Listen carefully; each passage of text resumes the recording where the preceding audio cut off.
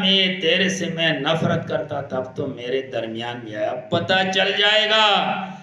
دونوں سیڈوں سے دیواریں آئے گے قبر کے، اور اس انسان کو اتنا جکڑے گا کہ دونوں پسلیاں آپس میں جڑ جائے گی۔ اس طرح میرے مصطفیٰ نے اپنے ہاتھ مبارکوں کی اس طرح جوڑ دیا اور فرمایا کہ اس طرح جوڑ جائے گی۔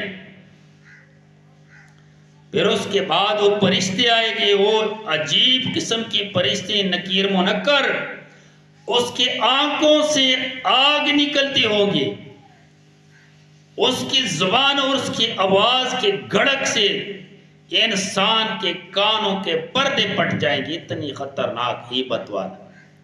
تو پھر وہ سوال کرے کہ من ربوں کا، تیرا رب کون ہے؟ تم نے اپنی زندگی میں رب کو کون مانا؟ حاجت روا، مشکل کشا، بچہ دینے والا، بیوی دینے والا، بیٹے دینے والا، بیٹے دینے والا، عزت دینے والا، ذلت دینے والا، بیماری دینے والا، شفا دینے والا کون مانا تھا دنیا میں؟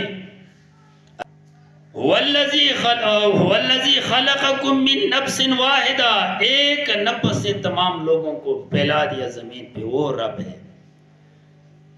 کنتم امواتا فاحیاکم، مرتے پانی سے تم لوگوں کو زندگی دے دیا، ثم یمیتکم، پھر مار ڈالے گا، ثم یحییکم، پھر زندہ کرے گا، وہی رب ہے۔ یہ ہر کوئی نہیں کر سکتا۔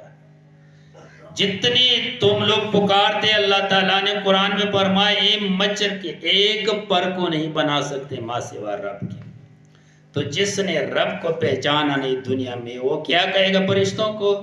ہائے ہاتھ لا ادری لا ادری لا ادری۔ پھر اس سے سوال کرے کہ ماں دینوں کا، تو پھر وہ بھی وہی جواب دے، لا ادری، مجھے کوئی پتہ نہیں۔ ماں نبیوں کا، مجھے کوئی بھی چیز نبی پہچانا ہی نہیں۔ پھر وہی جواب دے گا۔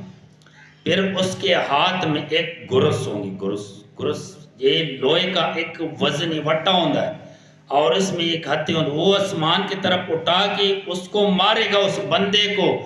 اس بندہ 70 گز زمین کے اندر چلے جائے گا، اور اس آواز کو دو چیزوں کے علاوہ، جنات اور انسانوں کے علاوہ دنیا میں جتنی بھی روح ہے، سب وہ آواز سنے گا۔ یہ مردے کی جو آواز ہے، جو گرس کی جو آواز ہے، وہ سنے۔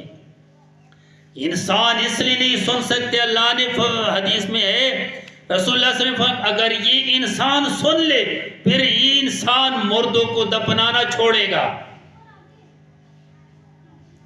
اگر جنات، کیونکہ دو چیزوں سے